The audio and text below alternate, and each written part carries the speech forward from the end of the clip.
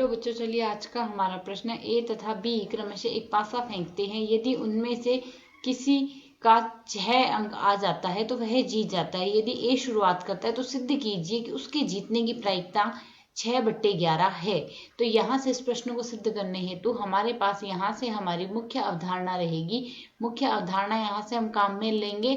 यहाँ से गुणोत्तर श्रेणी का सूत्र, गुणोत्तर श्रेणी कहती है यदि पहला पद ए, दूसरा पद ए गुणा आर, तीसरा पद ए गुणा आर का स्क्वायर, इसी प्रकार हमारे पास अनंत पदों तक का योग है। अनंत पद दिए गए हैं तो इनका योग एस अनंत बराबर आएगा a/1 माइनस आर। यहाँ से आर का मान हमारे पास +-1 के मध्य रहा होगा। ए यहाँ से रहेगा प्रथम पद, आर होगा सार्वंतर। तो यदि हम यहाँ से देखें, हमने दिया हुआ है ए और बी दोनों पासा फेंकते हैं, 6 अंक आने की प्रायिकता। तो यहाँ से ए 6 अंक आ जाता है तो वही जीत जाता है। तो यदि ए शुरुआत करता है तो ए के जीतने की प्रायिकता देखनी है हमें। तो यहाँ से जीतने की प्रायिकता हमारे पास क्या आएगी, कोई भी जीते तो जीत की प्रायिकता आएगी 6 अंक का आना, और पासे में 6 ही अंक होते हैं। 6 अंक में से 6 नंबर का आना यहाँ से जीत है, अर्थात जीत की प्रायिकता होगी 1/6। इसी प्रकार यदि हार की प्रायिकता देखें तो हार की प्रायिकता हमारे पास आएगी 1 - 1/6, जिसका मान आएगा यहाँ से 5/6 के बराबर। अब प्रश्न के अनुसार यदि हम देखें तो हो सकता है ए की जीत की हमने प्रायिकता देखनी है, तो ए की जीत की प्रायिकता, ए की जीत, इसकी यदि हम यहाँ से प्रायिकता देखें तो हो सकता है ए प्रथम बार में ही जीत जाए। तो जीत की प्रायिकता 1/6 है, प्लस हो सकता है ए प्रथम बार में तो ना जीते किंतु द्वितीय बार में जीत जाए, यह हो सकता है।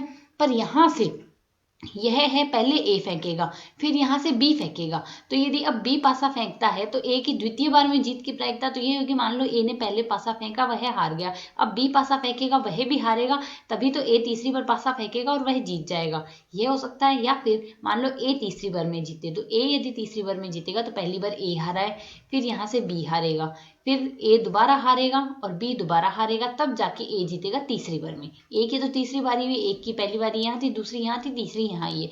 यही प्रक्रिया हमारे पास यहाँ से चलती जाएगी।